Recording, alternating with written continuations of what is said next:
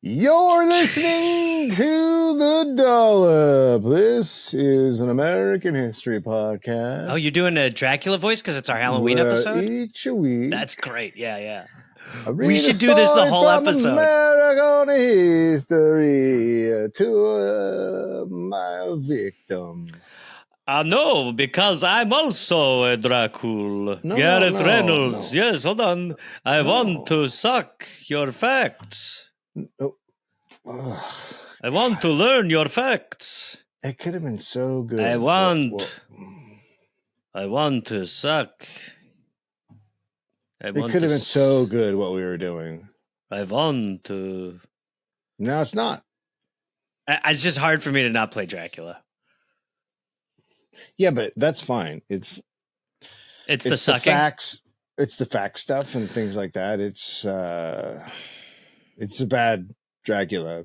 Like, it's a bummer that I was being a Dracula and you couldn't figure out something else to do. But I'm used to that. I want to suck your facts. You could have gone werewolf. You could have gone a lot of different things. Do a werewolf. Hey, see what I mean? I'm not going to do that. It sucks. I don't want to be that guy. It sucks. I was terrified. No, I mean, just in general, it sucks to do. A lot of people who have kids, I want to apologize for scaring your kids. Okay, all right. Here, I'll do my part again. Gareth Reynolds, who has no idea what the topic will be about. It's a werewolf? Fuck you. And called it, quote, his jam patch. Jam patch? I'm the fucking hippo guy! Dave, okay. My name's Gary. My name's Gary. Wait. Is it for fun? And this is not going to become the Tiggly podcast. Okay. This is like anarchy! On a 5-part coefficient. My rules of play! Now hit him with the puppy. You both present sick arguments. No sleep till hippo! No sleep till hippo. Action partner. Hi, Gary. No. Nicely done, my friend. No. Rotor in the court. Gareth, the Dollop is brought to you in part by Rocket Money. Look, Rocket Money, it's a personal finance app that helps you find and cancel your unwanted subscriptions. It monitors your spending. It helps lower your bills so you can grow your savings.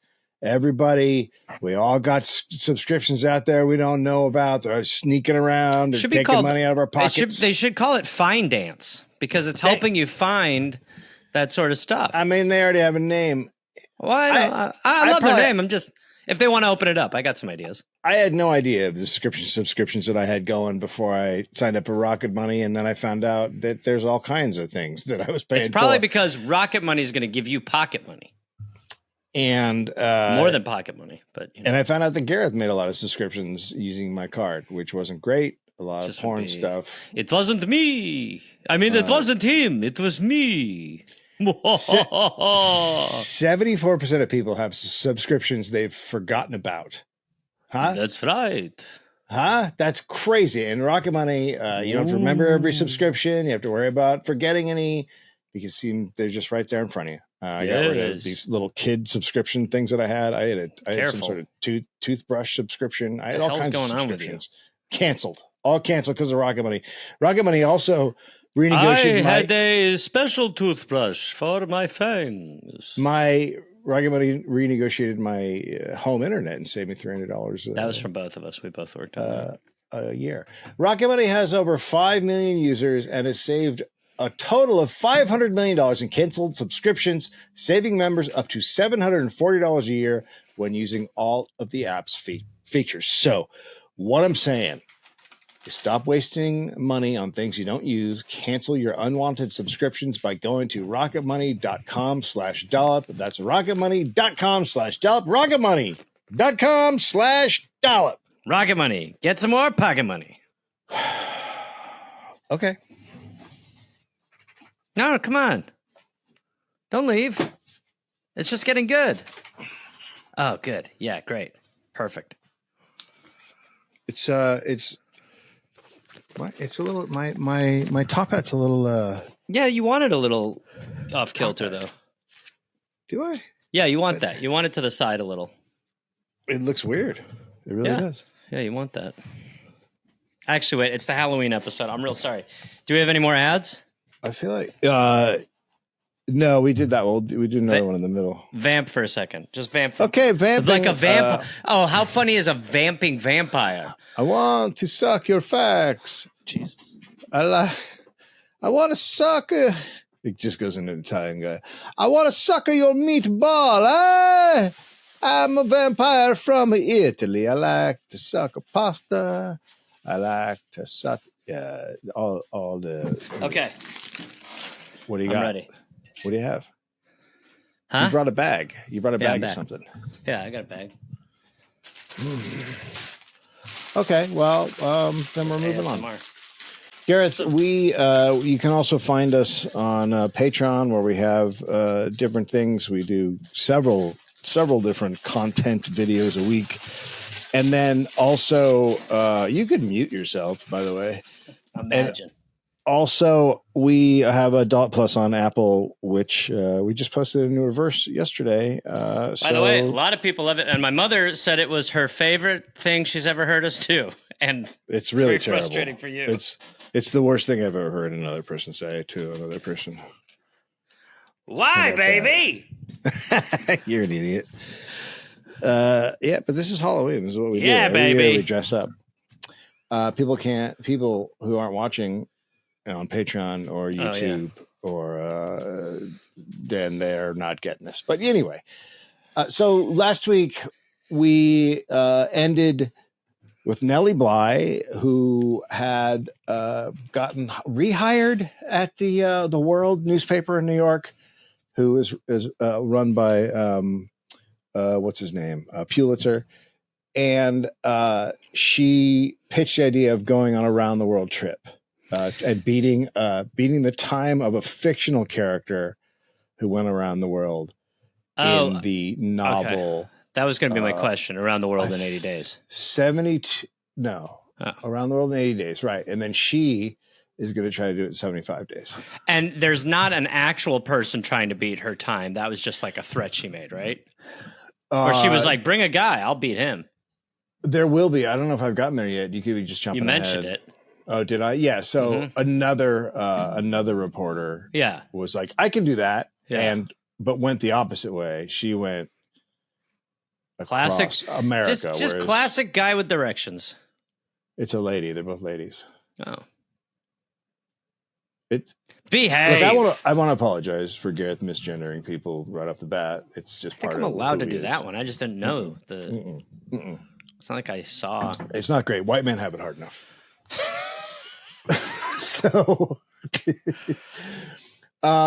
So I don't think I covered any of this. Right? Did I cover any of her trip?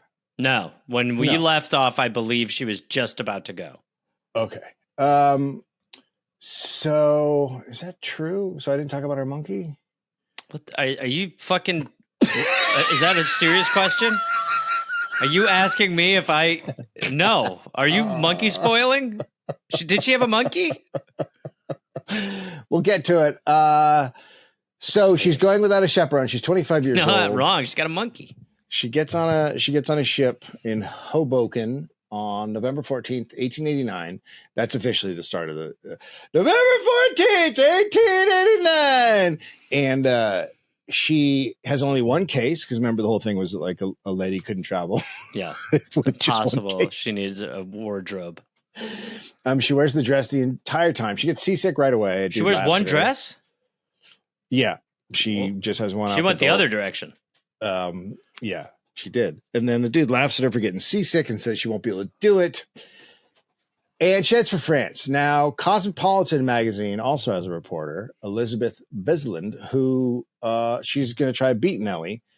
And she takes off going west. Were they doing this as a stunt together or the other?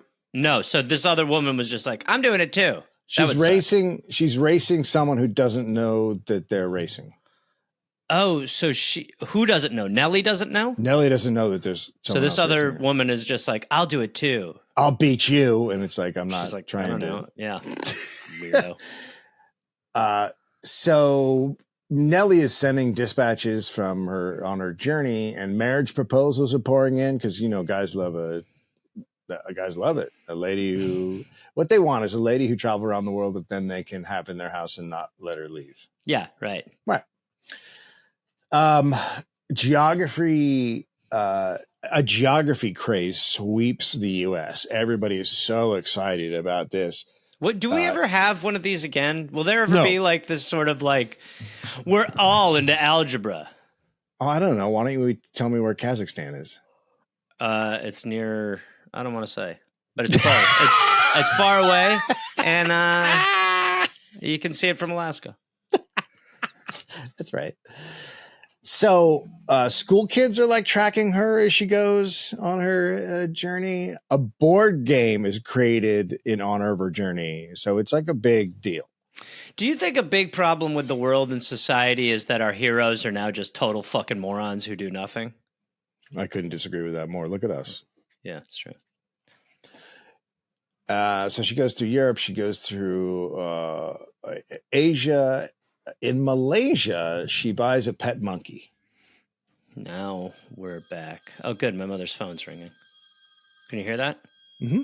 Very much so. It's a super long ring, super extended ring. I asked her very kindly to turn it off. Well, to just be quiet around the house, but is she home right now? She's home. Yeah, she's here, but she's in the shower. So we're just gonna have to kind of live with this a little bit. So the monkey hates Nellie. Interesting. Quote, he is a savage little fellow and takes to almost anyone but me. Okay. What's the... I'm all for it, but what's the upside for her to have a monkey who hates her on board? I don't know. The story normally ends pretty badly. It's just what is. Like it's just what is it, like a little are. capuchin? I don't know what kind of monkey it is. Not a howler. It was named McGinty. Of course. Yep. Okay. Yeah. It's a pretty traditional monkey name. Absolutely. From Asia. Yep. It kept in a small cage on a ship. A man started following Nellie around for days.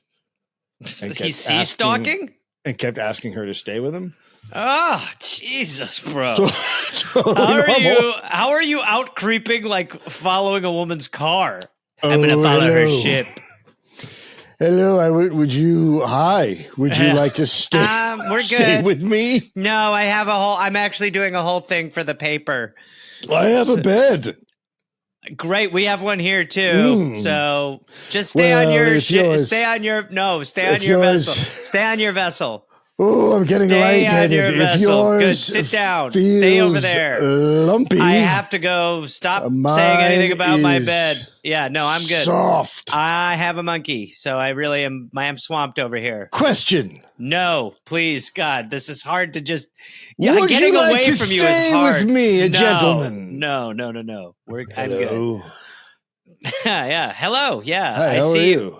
We've already talked, so I don't know if this is some sort of maybe you've been drinking the seawater. No, you already asked it. And I don't want to stay with you. Would you like to stay with me? All right. My good woman. Do we have any oars? Let's get some oars out here. Look at your Let's parts. Oh, my God. Oh, my God. It's a small boat. Jesus. I mean, I really can't get away from you, which I just never thought of this. It's because I'm following you. Well, no, yeah, I know. It's kind of a wind-based escape, which is problematic for... Shuffleboard, would you like to stay with me? I'm going to stay on this ship, and I'd really like you to do your own thing. So... I'm going to look away from you. Great. Would you like to stay with me? Not sure what that is. That was actually to you. I was just looking the other way. Okay, I have to go work on the compass, so I'll see you later. I sleep in my top hat. I'm far away. You just leaned over a little bit and said that. I'm on the poop deck now. I can't talk to you. Oh, I love a poop deck. Oh, McGinty, I might need your help. I'm doing it. Oh my God.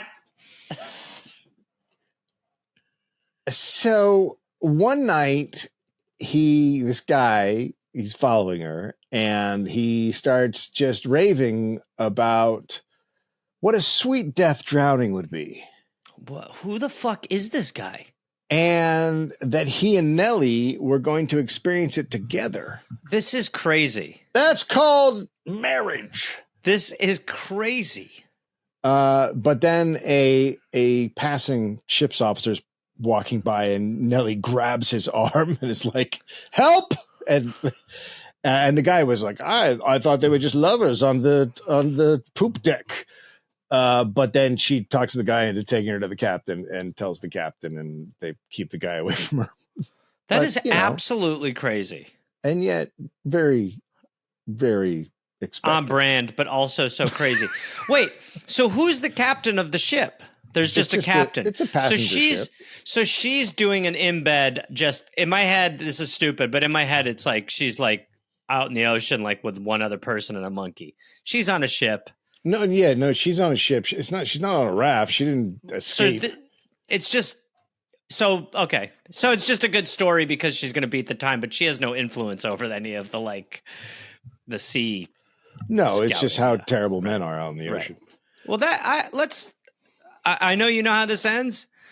Let's not discount that fella just yet. He might come back. He might come back. He might. Yep. In Hong Kong, a traveler warned her. He's just out in the ocean banging an octopus. Ah! In Hong Kong, a traveler warned her she was in danger of being beaten.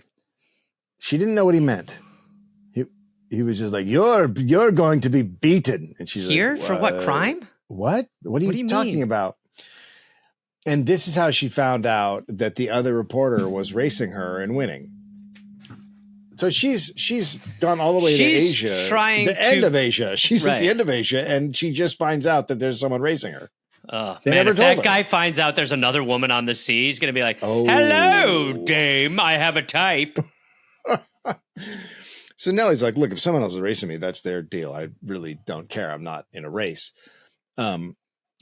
She goes, she's also kind of touring. She's taking her time. Like when she goes to China, she goes to a leper colony, as you do.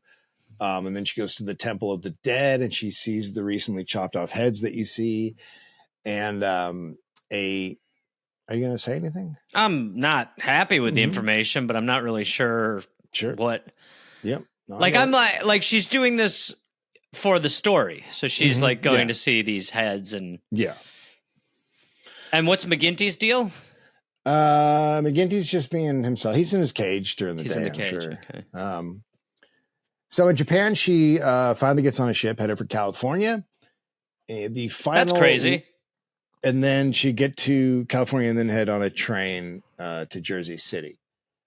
And Nellie asked a stewardess while she's on board the ship if McGinty made it on board, because she had to like run for the ship. And the stewardess says, quote, "We have met." And then she showed a monkey bite on her arm. Oh, because McGinty's a fucking... Well, I mean, so I want to put this in perspective. McGinty is a wild animal that's been caged. What is the upside to having McGinty? Well, everybody needs a foil. Everybody needs a foil. Look, Dave. We all want to have a little monkey in a bellhop outfit. Okay. We all want that. Yeah. But there's a time and a place. It doesn't seem like if you've just taken this wild monkey, put it in a cage, and it's biting everyone and hates you. This is why you are not a famous writer. So true. So true. She's now, she had previous up to this ship journey been traveling just the common person way. Now she's traveling first class. She's fucking over it. After what? Once she got on the ship from Japan, she's like, I'm fucking done with the bullshit. Because there's some fucking creepy sea guys like, hey. Yeah. Would you like to sleep inside of my bosoms? Just a big, sweaty fucking weirdo. I mean, that is so crazy to be chasing a woman on the sea. It's fucking insane. And actively being able. It's obviously, yes. Expected. Yes. Yeah.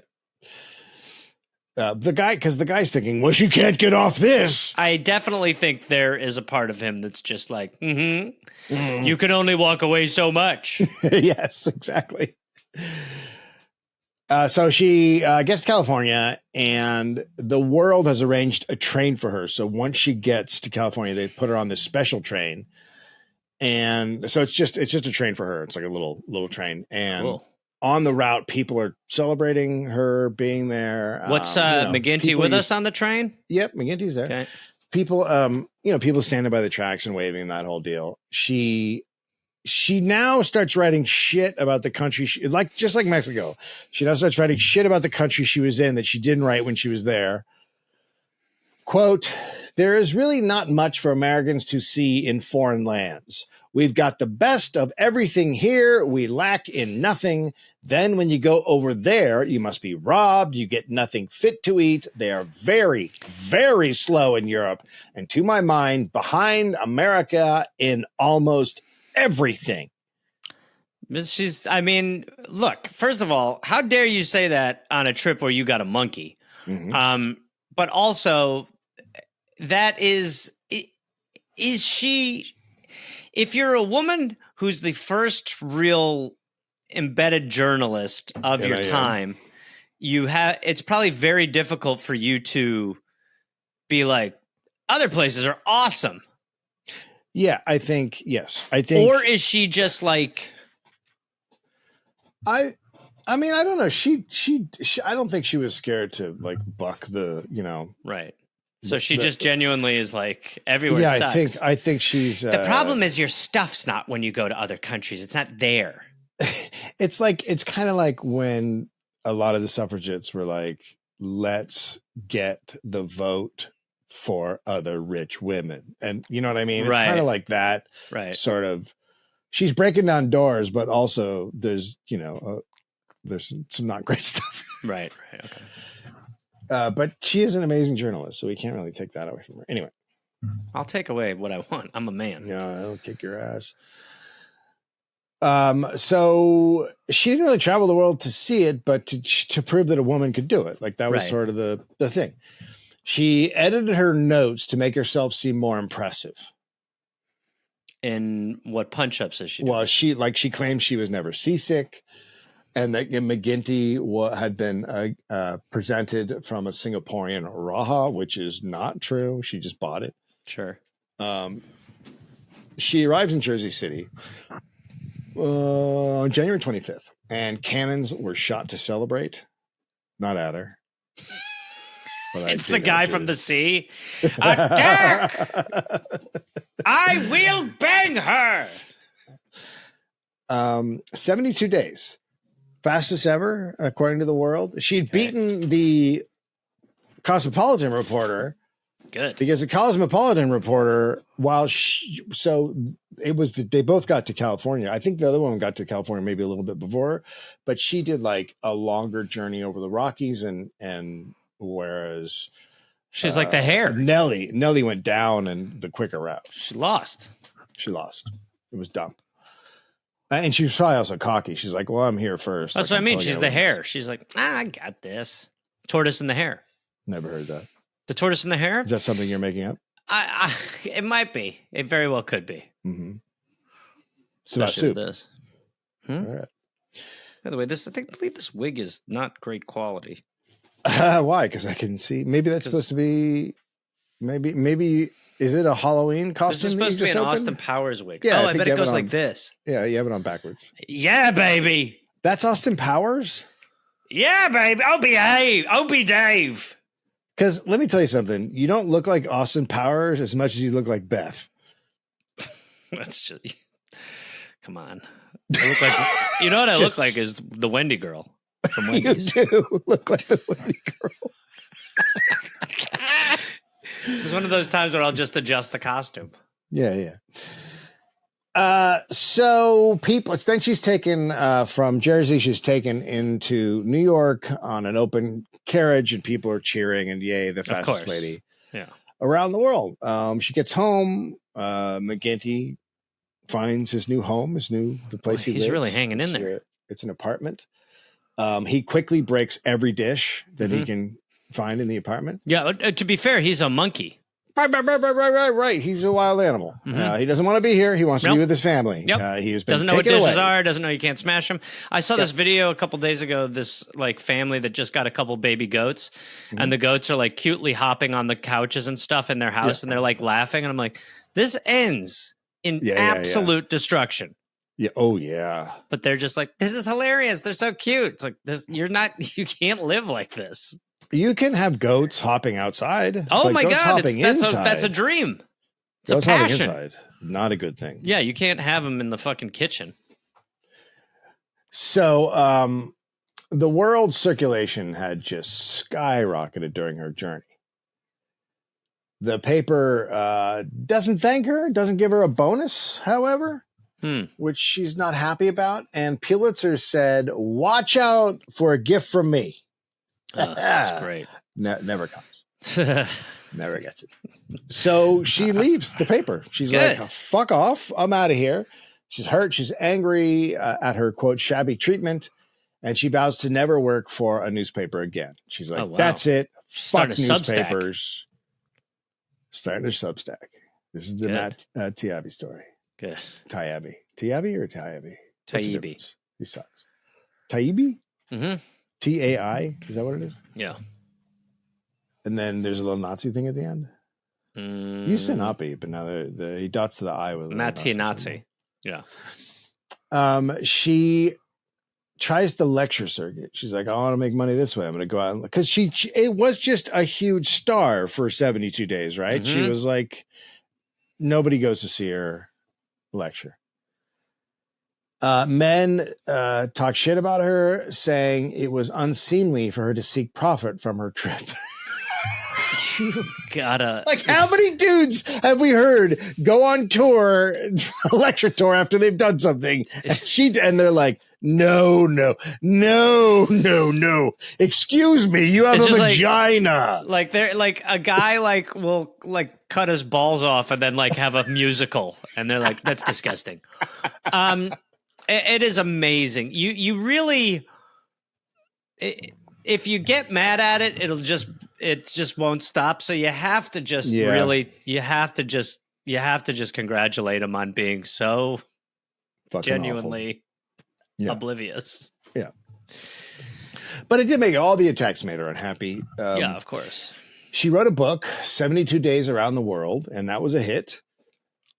And then she's offered a 3-year contract writing novels, so like dime store novels. Okay. But I don't know why. I think she's just not happy about the way everything's turning out. So she goes to live with her mother in the country. And then she becomes depressed. And she puts on weight. And her doctor says, well, something's obviously wrong with your blood.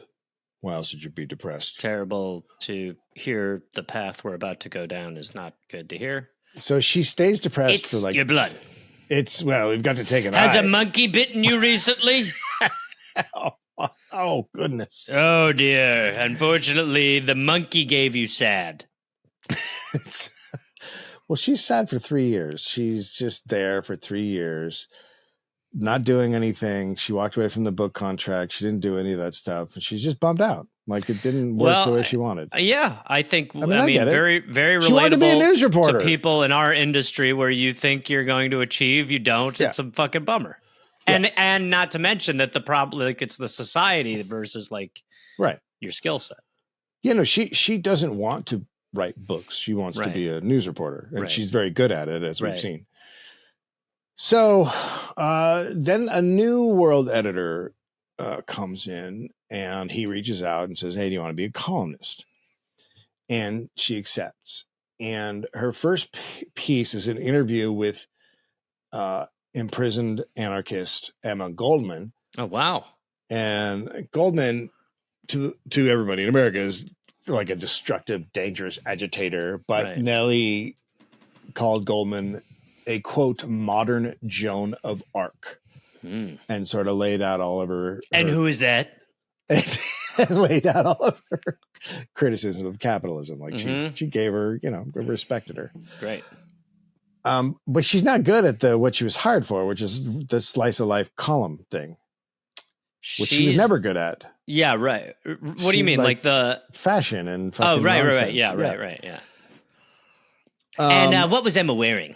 Is right. She's supposed to write stories about walking her dog and did she what have the a new smell? the new bells were like on the cable cars, shit like that. You're supposed to just write garbage. What's your favorite flower?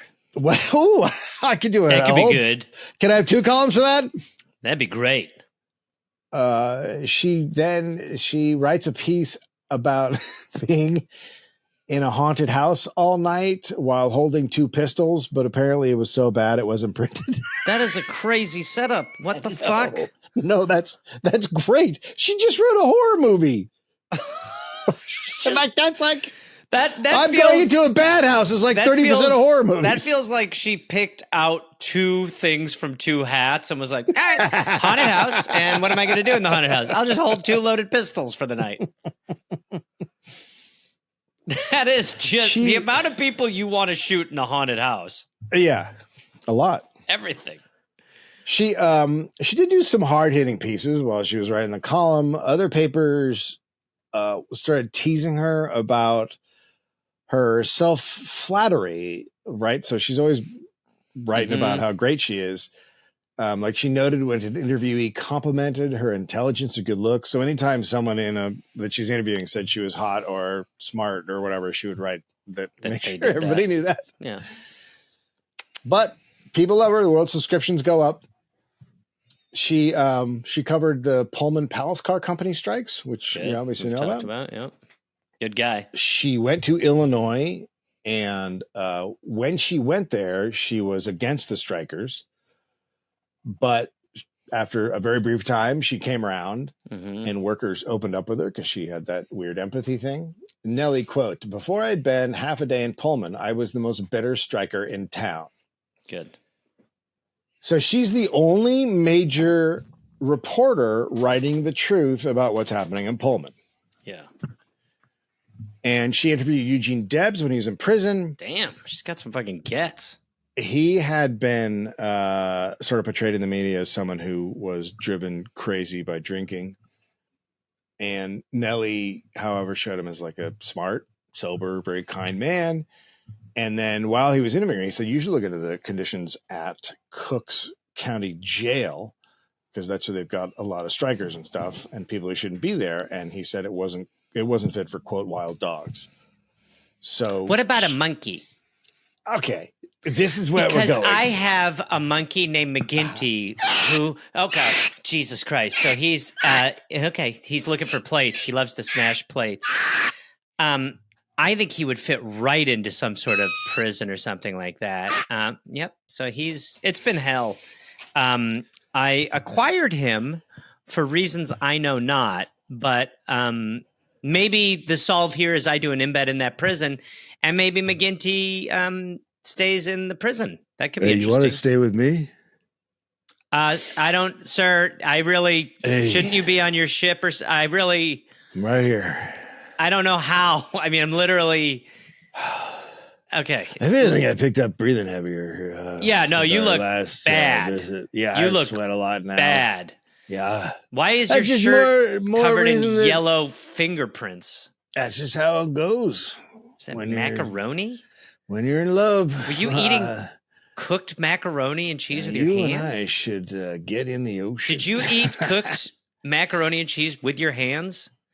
How else are you gonna eat it? Okay, I'm in the middle. I'm on my comeback. Like to stay with me? No, I don't even. Where are you staying? We're in a jail. Are you in here? Yeah, right now. Okay. Oh, okay. That makes a lot more sense. Can I ask what you? I mean, I would guess that there's a lot of reasons why you'd be here, but what are you in for? Because maybe there could be a piece. It's illegal to tell a woman that you're into her. Okay. Yeah. All right. Take care. I'm meeting with someone important. Where's that fucking monkey, that little narc? Oh, my God. It's crazy. So she goes and she does interviews and looks into the paper, and her reporting leads to the jail being overhauled. But then, all of a sudden, she elopes. No one knows about this guy. Robert Livingston Seaman, who is a 70-year-old billionaire. Gareth? It's just Gareth? the last. No. Gareth. What? Grow up. What? Is it wrong to find that name to be? At your age? Tell me his name one more time, please. Seaman. First whole name. I'm coming, Seaman. Come on. It's Come on. Robert Livingston Seaman. I mean, it's just a name. But it's a weird name. It aged poorly. I know it's based off of someone who, was in a Mariner or something like that, but now it's, I'm sorry. Okay, like if Taylor eventually meant glory hole, your last name would be funny to me. I'm sorry. So, okay, let's just hear the name one more time and then let's move forward. Robert Livingston Seaman. Yeah, okay. There you go. Bob Cum. Let's go, Dave. He's a 70-year-old millionaire and she's 31. So she's Anna Nicole Smithing. Yeah, basically. It's a whirlwind relationship. Happens really fast. He's 71 in what, 1900 something? Where are we at now? I don't know where we're at. It's 19, let's say 30s or something. Oh, shit, really? Could be. Didn't we start in the 1800s? Yeah, but she was born, she's born in 1864. You're right. It's close to, I was thinking she was born in 1889. So, yeah, no. Okay, but either way, 71, 120 years ago. Yeah. That's decrepit. It is decrepit. I love you. I just wanted to tell you how much. But hot. I just love it. There's so much to do. We can do together. Yeah. We'll totally do that. I'm going to make maybe something. All right. I'll go have a bit of water. Okay. Maybe we'll have some water. Why don't you take a nap right now, though? I'll take a nap in a minute, but maybe we should have some water. Maybe you should go to bed. We could do water with straws. Let's do water in bed. We'll have water. We'll have a No. Do it out here. We could light a fire. I wanted to tell you a story. Are you Jimmy Carter? I wanted to tell you a story. Are you Jimmy Carter? A long time ago, there was people who didn't have houses. And when they didn't have houses, you had to do something for them. And so we'd build houses for them. Hey, you're not supposed to be alive yet. We had a hammer. For it. We used a hammer. Hey, time-traveling Jimmy Carter. So, what are you doing here? Peanut farming. What do you mean peanut farmer? Hey. I found a peanut farmer. Whoa. Time-traveling Jimmy Carter. What are you doing here? I'm on a mission. I'm going through time to help out some of the most important people of the history. And you're on my list. Okay? Okay. All right, we're done. I need help. I need help. Bye. I need help. Bye. I need help. Bye. I only have space credits. Bye. I went too far in the future. Get the fuck out of here, space time travel, Jimmy Carter. I need to help you. But my legs are broken. Yeah, because you shouldn't be here, man. I know. Well, scientists approached me about doing this, and I said it'd be a good idea, but now I'm doing it. Just, why would I go back in time if it can't help me? So that's why we went into the future for a minute. And that was a whole conundrum unlike anything you could even imagine. No, let's talk about it on the next podcast. Why? You sick of me? A little bit. Oh, I'm so old. Hold on. Hey, Mom, your phone rang. Okay, I'm ready. That doesn't happen on This American Life. Exactly. That's our angle. Gareth, look, some big wireless providers, what you see is never what you get. Sometimes like they have wires. Sometimes in between the store and then the first month's bill, the price you thought you had, it's much, much, much worse. But with Mint Mobile, you're never going to have to worry about gotchas ever again. When Mint Mobile says $15 a month, when you buy a 3-month plan, that's exactly what you're going to pay. I've been using Mint Mobile. Got that bad boy in my pocket. Yep. It does all the things I need. It works with data. It works with everything. It's exactly the same. It's all good, and it's a lot cheaper. No complicated bills, right? I look at my old bills and I'm like, I don't know what is happening. Plus, each bill is handwritten by Ryan Reynolds, which I think is awesome. You know, one time I got brought on stage as Ryan Reynolds. That makes sense. It was a big mess up. And it's just straight up. Mint Mobile is just straight up. They also give you, do they give you mints? I'm not sure. I know. I don't believe there's a. The phone is made out of mint. No. Stick to. You eat it when you're done. Stick to what they asked for. So get rid of the overpriced, crazy wireless plans. Get down at $15 a month with Mint Mobile.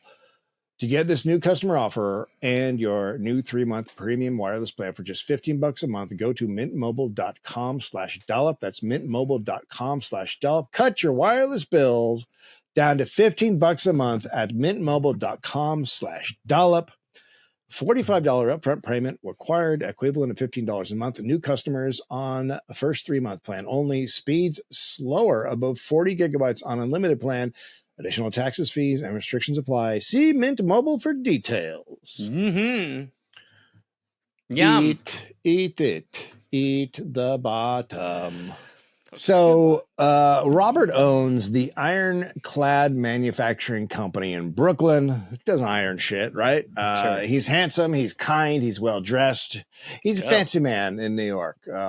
His family worried about her and their intentions. Yeah, they're like, why is this younger woman marrying our about to be dead dad? Yeah. People wonder. They're like, why the fuck would this reporter pick a guy 40 years older? Some papers said she was doing another undercover story and would title it something like, "Is Marriage a Failure? Nellie Bly tries it with a good old man." That's hilarious to be like, my latest stunt is banging a 71-year-old. So they lived in a big New York mansion, which she hated. She called it the Bleak House. Mm-hmm. It's neglected. And then Robert has an alcoholic brother named Edward. That's okay. Who also lives in the house. That's okay. You can make it do with any room you want to go into. Because I went from being a female reporter to having a sitcom. That's right. And I'm a crazy character who now is going to the bathroom in whichever room he can. So he would spy on Nellie. Drunk spying is phenomenal. The best. She's quiet. She couldn't hear you. Just make one drink a little quietly, and then they're not allergic to my presence. I'm not here. I'm a lamp. I'm a lamp. Pull the string. She also would try to get Nellie and Robert to fight. And wait. Who would? He'd try to get the couple. The drunk brother would try to get the... And that's something Robert would never agree to normally. And Robert then reneged on a promise to support Nellie's mother and widowed sister. And then she started thinking that Robert was having her followed. And then... By whom? I'm just a simple street lamp. So when she became sure that she was being followed, she took some guy on a little, she led a guy around right to a cop and then had the cop arrest him. That's so funny for that guy. Following? So What's she doing? She's up to something. Can we talk to you, sir? What about, yeah, for sure. Yeah, just having a jaunt. Hey, I'm actually a lamp. No, you're a guy. No, she says you've been following her, and we've been following you, and you've been following her. I'm off. Okay. So they take him to the police station, and there the man said, quote, "Why, her husband has employed me to follow her." That's it's very key in the PI follow game to be like, if they catch you, have a reason that you're doing this outside of me paying you. I was paid to. Oh, fuck. Yeah, you know what? When you said to have another reason, that's the only thing that came into my head. Robert, bad news. I was following Nellie, and the police pulled me off. They took me down. They took me downtown and asked me a lot of questions. They tricked me. But don't worry, I told them everything. So this guy's name is Henry Hansen. He is a caretaker of one of Robert's properties. So they're like just friends, kind of. Okay. And when Robert gets to the police station, he chastises the cops for arresting Hanson and said Nellie is being ridiculous. Even though the guy admitted to following her. He's like, that's not what's going on. This situation seems like a chaotic decision. Yeah. The next day in court, the judge said Hanson had done nothing wrong by just following her. Quote, "What do you expect of me?" he asked Nellie, laughing. That is fucking... As someone who has been stalked, it's not any I'll different. tell you, the legal system is not... The legal system's like, well, what happened after they scared the fucking shit out of you? Okay, so they skinned your cat. Then what? Okay, so they're sending pictures of a place they shouldn't know you live. Well, what about this is disturbing to you? Nellie said she wanted protection and said different men had been following her for days, with one even trying to get into her room while she was sleeping, and the judge dismissed her concerns and let Hanson walk free. Wow, fucking Ta-da. crazy. Nothing changes. So Robert publicly said he didn't hire anyone to follow, because the story's out in the press now. And so Robert's like, I did not. He just said he asked Hanson to see where she was eating. Quote, "I have a right to know where my wife takes her dinner." So that's all I wanted to know. Just where she's eating. Like, again, these guys are not prepped for follow-ups. No, they're not at all. Like, because you could be like, I thought she was cheating on me. I fucked up. I want to know her suppers. Is that so wrong to know what a woman eats? Oh, my Lord. He said Hanson was not a detective. Quote, "He rattled around in a cab and got caught like a mutton head." That is also crazy, because what the fuck? That's nobody's issue is like, boy, you didn't hire the right stalker. It's like, why were you doing that? I hired some yuck. And this guy didn't know what he was doing. He was shit at it, so what's the big deal? Oh, let me tell you, my one regret is that I hired a nincompoop. So a reporter goes to Robert and Nellie's mansion. Now, I don't know Robert must have just invited him in to talk to him, because the reporter watches Robert and Nellie get into a serious argument because Robert told the reporter that he had never had Nellie followed. And she was like, Hanson said he did it in the police station and in court. Oh, you're making stuff up. I know Hanson was a ghost. So while Nellie is furious and arguing with him, Robert then just pretends she's not there and keeps talking to the reporter. Man. What the fuck is happening in this house, in this relationship? Meanwhile, the brother's like, you know, you got to do one of gin and tonic. She's like, this is good. And then they just go on with their marriage. And let's not forget, there's also a monkey. Yeah. I mean... Yeah, there's still a monkey. You'll have to excuse her. She doesn't know what she's talking about. You had me followed. Gin and tonic, anyone?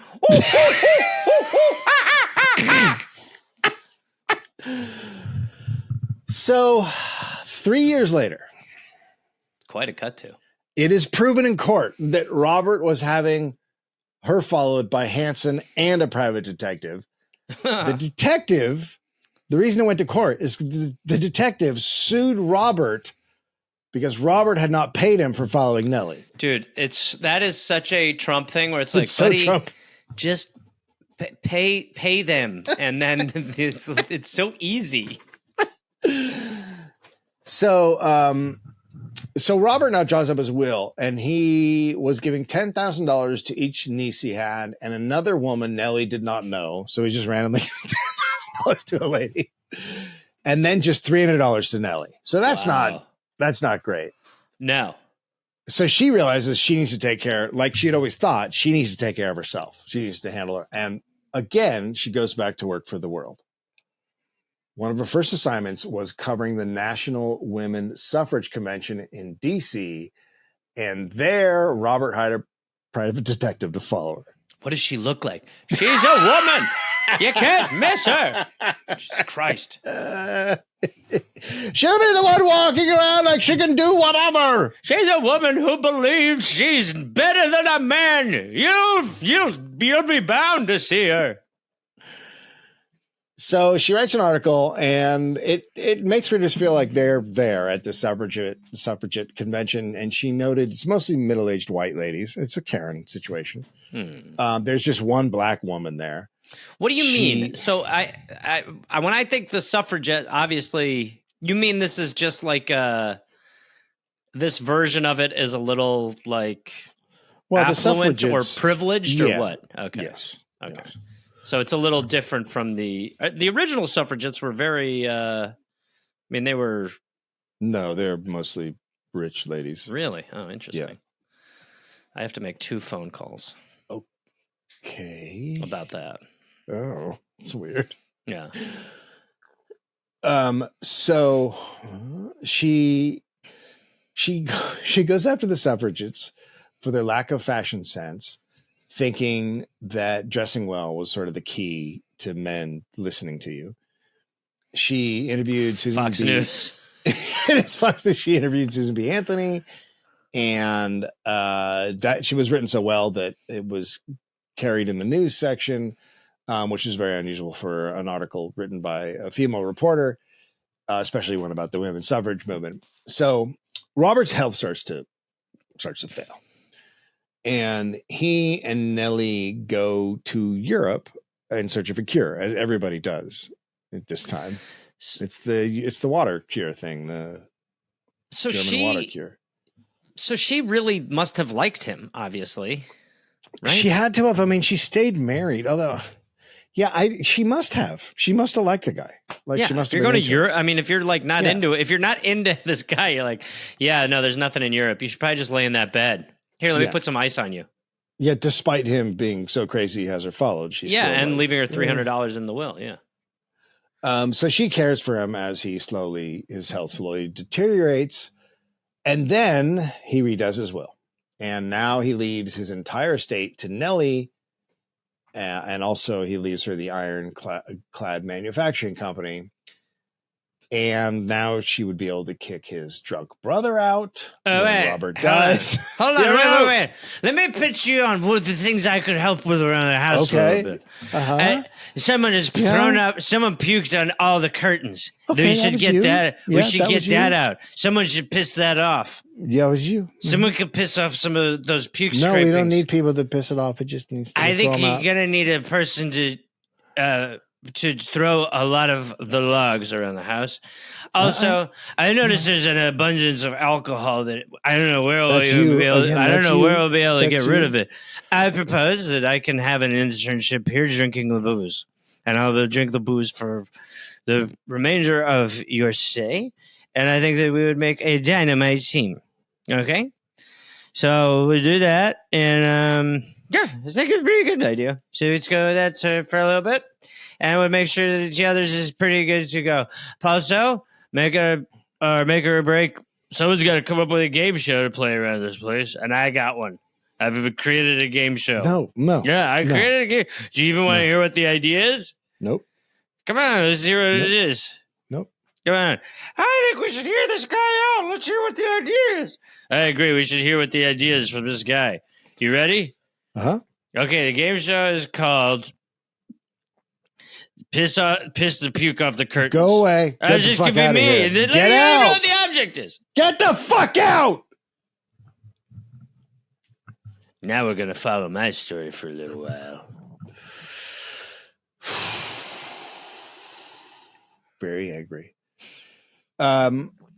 So he also put in his will, like he especially noted like the rest of the family shouldn't get anything. Like he was like, you very can't clear, this. so that I'm nobody being very clear. Right. So he leaves his lawyer in charge of the ironclad company. So she owns it, but the lawyer's going to run it. Mm-hmm. They go when they went to Europe, he leaves them in charge. Sorry. And then now they come back from Europe. Right. And he writes them right before right before they're going to get on the ship. The lawyer. He's like, so listen, a company is sort of $100,000 in debt now. And if you come back, all these creditors are going to demand payment immediately, which would lead to the factory being closed. So you guys shouldn't come back. But then, so they were like, okay, I guess we're not going to go back. And then Nellie's sister dies, and she's so distraught. Hold on. Who's in Europe? Her and Robert. Yeah. But Robert is dead. No, not dead yet. Oh, he just changed the will. Okay, gotcha. Okay. But Nellie comes when her sister dies. She comes back. So I guess it was tradition for allowing local women, everyone come pay their respects. But Nellie hated these other women, so she didn't let them come, which was a tradition. So then it caused a big brouhaha. Mm-hmm. And so then Nellie took out a section in the paper asking them all to just leave her alone. Oh my God. A fuck off ad. Dear bitches. Leave me alone. And then another paper accused Nellie of burning all of her sister's possessions in a funeral pyre and also killing her sister's dog and horse, which is all just made up. That order is just completely wrong.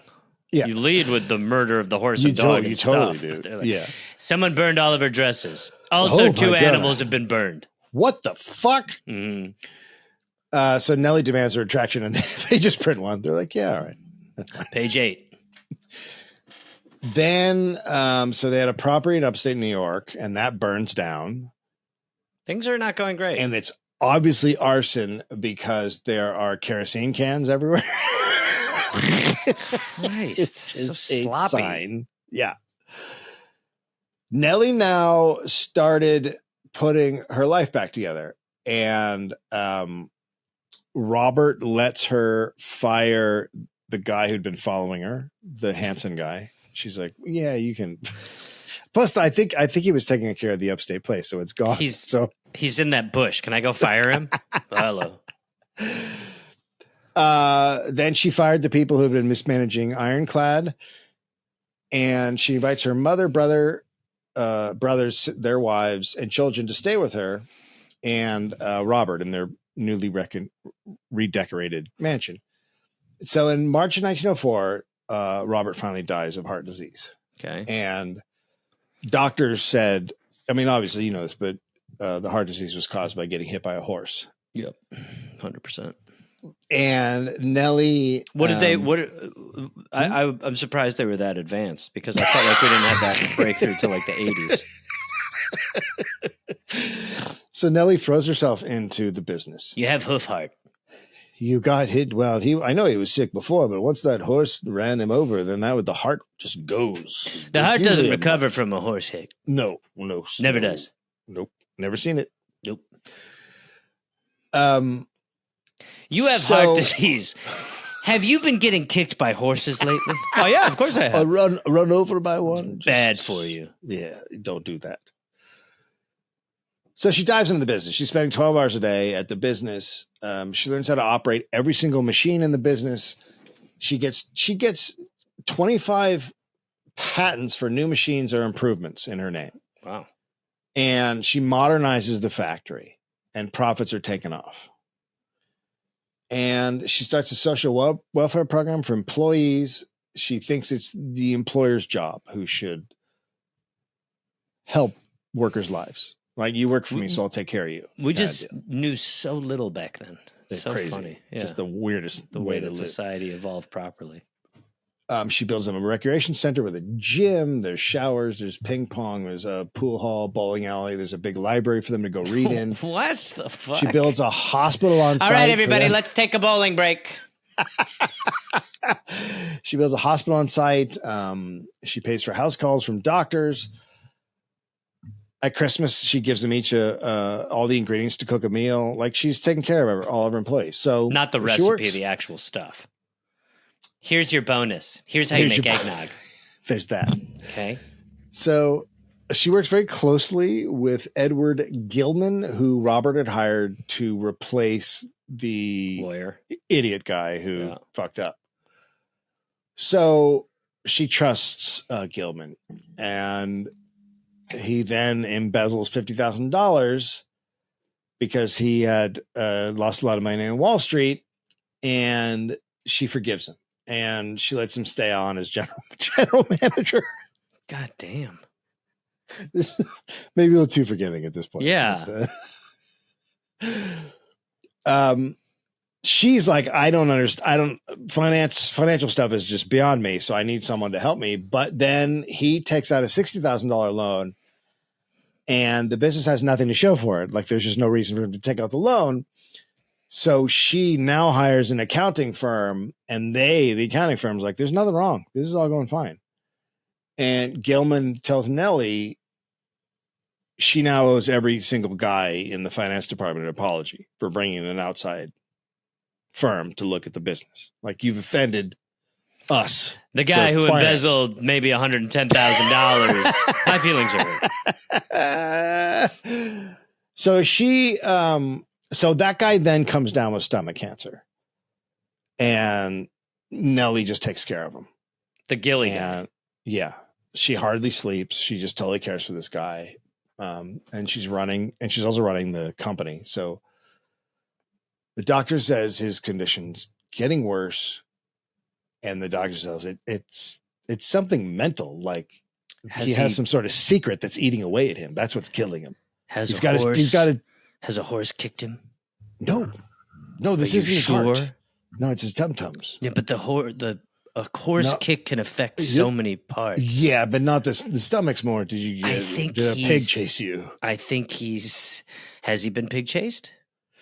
We don't know. He's not talking about pigs. God, it's a real riddle. Okay, so all right, so that's amazing for a doctor to say that too. Yeah. He's got a secret lodged in his guts. So Nellie tells Gilman, she's like, there's nothing you could ever say that would stop me from being your friend. I killed your sister. And when she said that, he would turn his head to the wall and sob. Bro, uncork this. So you're fine, right? So there's nothing bad. Nothing to tell you, no. Yeah, but I'm just saying, if you feel like you have to let something out. I'm living so much bullshit. What? Tell me what. To not hurt those who help. Tell me. Just tell me what. Huh? Go ahead and let it out. I'm good. There's nothing you could ever say. There's nothing to say. Will you keep turning your head and there's nothing to say. Sobbing loudly. No, God, wall. No, I'm fine. Okay.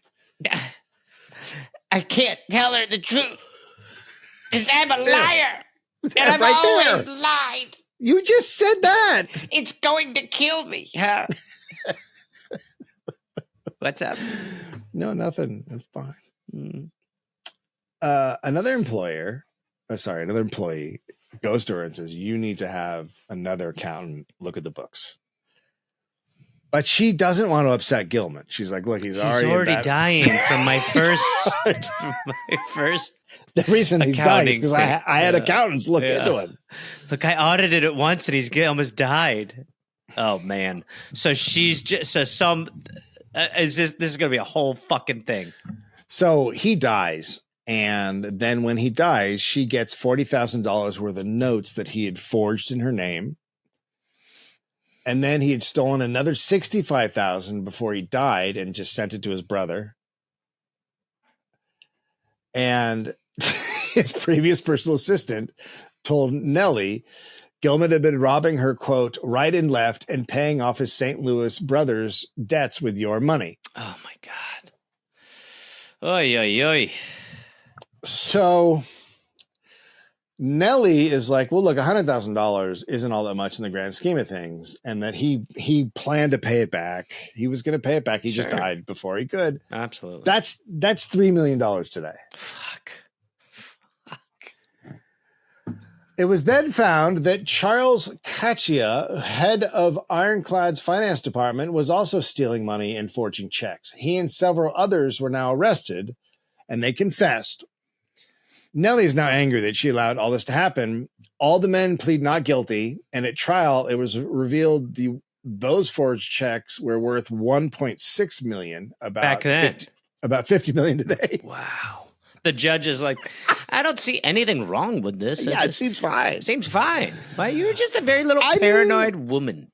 This would be wrong if you were a man. To a man, this is a crime. Nellie blames the bank. She's like, you guys were cashing forged fucking checks, and tries to hold the banks accountable. That doesn't fly. That doesn't happen. The case goes on for years. She in court became very argumentative and was held in contempt a bunch.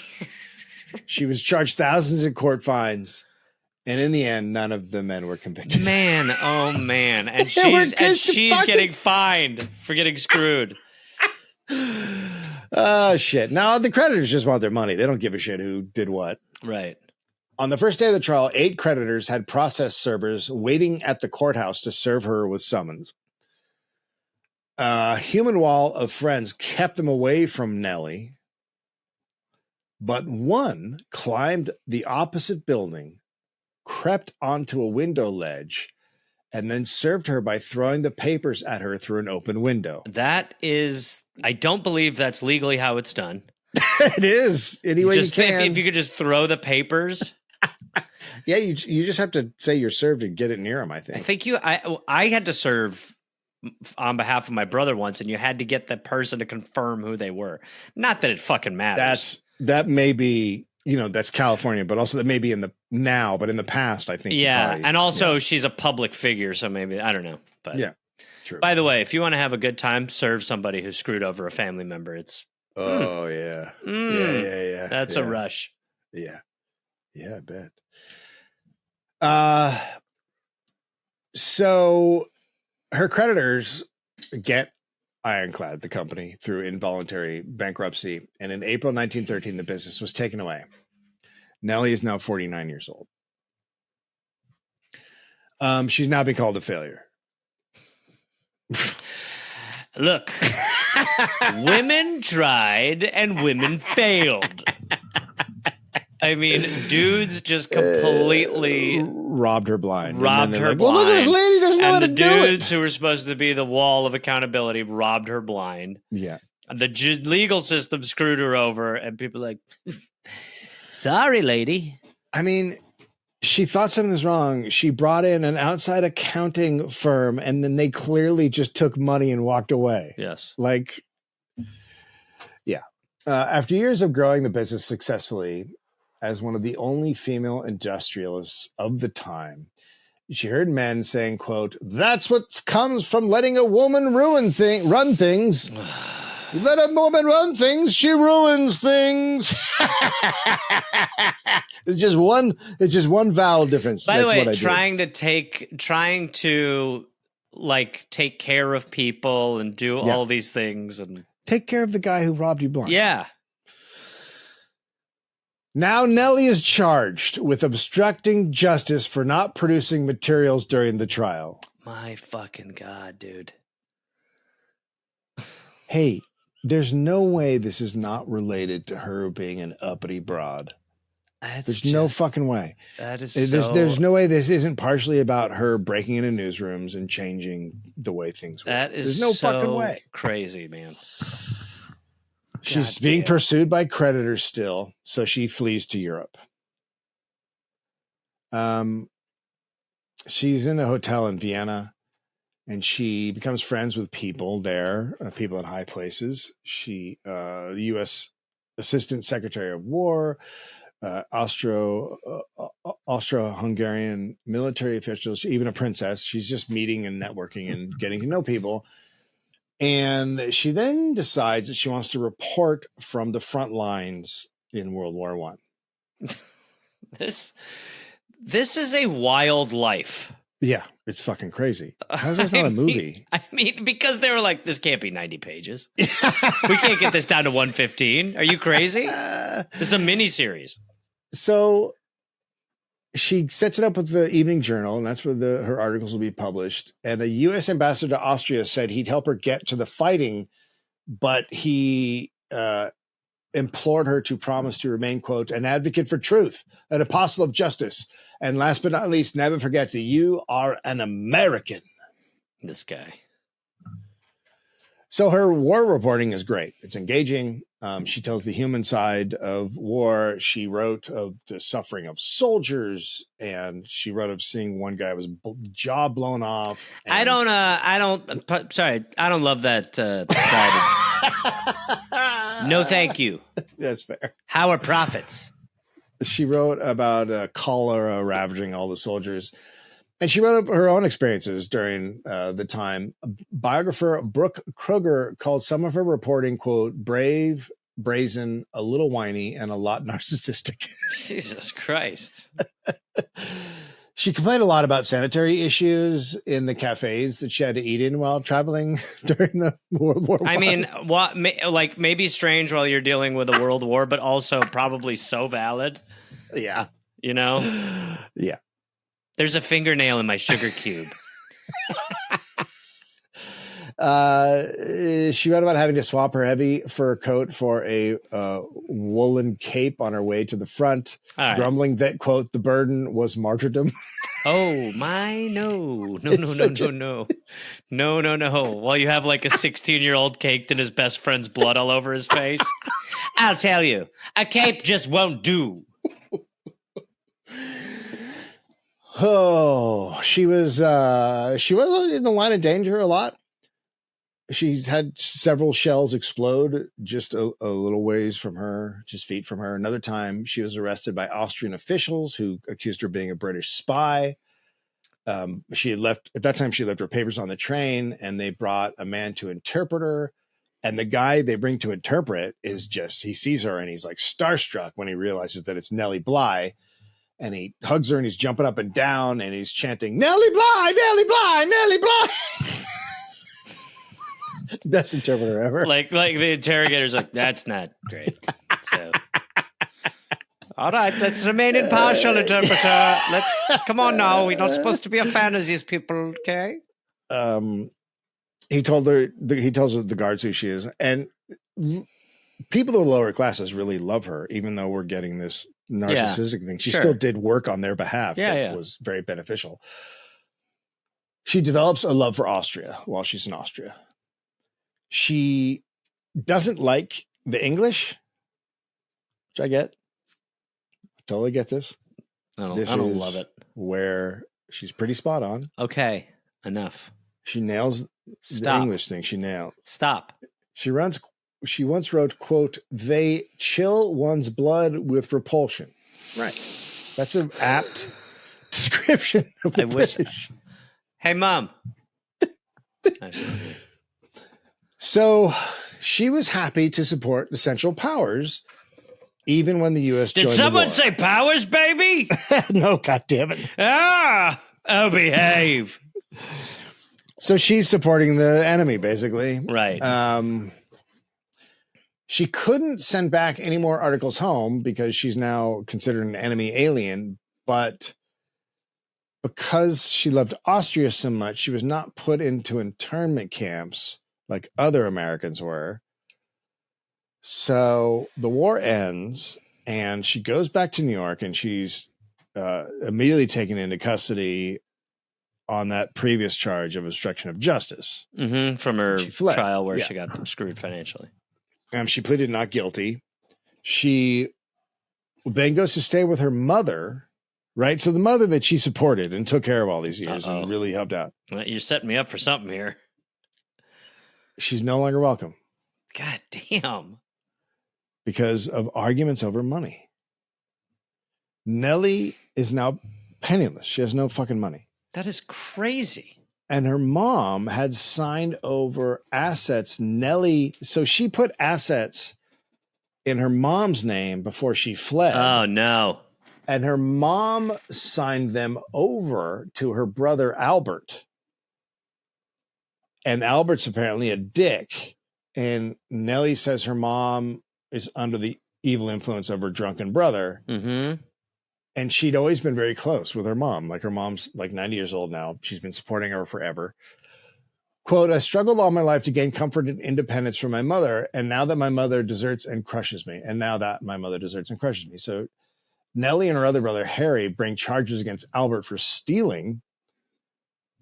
And Albert charges Nellie with malicious mischief, saying she had destroyed a crayon drawing of him by cutting half of the face off. Well, I mean, so they both have legitimate gripes. Like, I guess, honestly, that's kind of I'm not sure whose side I'm on. Yeah, they're it's both hard. compelling arguments. It's fucked up. He had a crayon drawing ripped, and she lost everything. So you can't just destroy a crayon drawing and think you can walk away. No, I mean, honestly, that's how. There needs that's to be. How they. You need to be held accountable for crime. Yeah, that's how they Period. got Capone in the end. Period. That's how they got Capone. That's right. Yeah. Oh, their mom testifies against Nellie in court. Jesus Christ. Neither side wins. It's just like a draw, and her mom and her judge is amazing too. I call it a tie. Well, on one hand, they took all your money. On the other hand, you ripped up a crayon picture. I'd say you both are at fault, and it's a draw. Nellie never reconciled with her mother, so she needs work. And the New York Evening Journal hires her, though half the salary of what she'd made 3 decades ago. Wow. Her emotional style, the way she's putting empathy in everything, the way she's emotion in her stories, and it's no longer popular. It's like it was a fad. It's gone. Journalists are now expected to be very accurate and objective. And she's also not very warmly received in the newsroom. Only the editor friend who hired her likes her. Everyone else is just kind of like, oh, this one, the traitor. She immediately, however, makes the front page because she does a Jack Dempsey interview. She starts writing an advice column, starting out by telling a forlorn mother not to give up her baby and asking a woman who caught her husband cheating if that wasn't her fault in some way. Had she been nagging him? Don't you think you failed somewhere? People loved it. It's a great time. It's just great. Cheating, man. What a good time for cheating. You're just like, well, you should probably fuck me better, and your soup is cold. You're right. I did mess up. By the way, when everyone got mad at Dave Grohl for cheating, that was so like I was watching the world scream and I'm like, he's a rock star. That's literally like saying, why are you a rock star? Like that's literally what they all do. Well, they're rock stars. It was just the problem is when you seem very decent. Yeah, I guess so. And you do the indecent. It's I know, but we're running out of heroes. We're so low on heroes. We just like whatever we have. It's just like a thimble of water in the desert. We need it so bad. So good that it's just like what happened with Mulaney. Like everyone was like, Jesus, fuck him. It was like, what you don't know these people. Yeah, you don't know them at all. We want them so bad. I can't believe this coke addict is cheating on his wife. Yeah. Okay. So anyway, so many people are writing letters. They're coming to the hotel that she's living in the lobby and asking for advice, for a job, for her to tell her story. How do you contact someone who you need to give them an advice question, but they won't answer the door when you knock on it? She always did it wherever she could to help anyone who asked, unless the person had just even the slightest English accent. Her God hatred of the English is so good. You don't know what it's like, the Irish motherfucker. I've got a bit of a question for you. I recently found myself in what I'd call a conundrum. Get out, you fucking animal. All right, fine. She got a reputation for sharing stories about orphans and finding them a home. So again, this is orphan train time, right? Mm-hmm. She continued to advocate for kids, even writing about the importance of using birth control to stop unwanted children, which I'm sure was a big deal at the time. Yep. It's going to be again. Yep. Some kids she even cared for until they could be adopted. Okay. But her work with kids seemed to regress her view on working women. And she now said, women with children should never work outside of the home unless there's a dire financial need. Quote, wow. No home can be a home when the wife and mother works outside. Wow. But look, her work was already done. Like she broke down doors. I firmly believe that people who break down doors, people who sort of start this path that everyone else follows, I think society often breaks them and makes them and turns them into something else.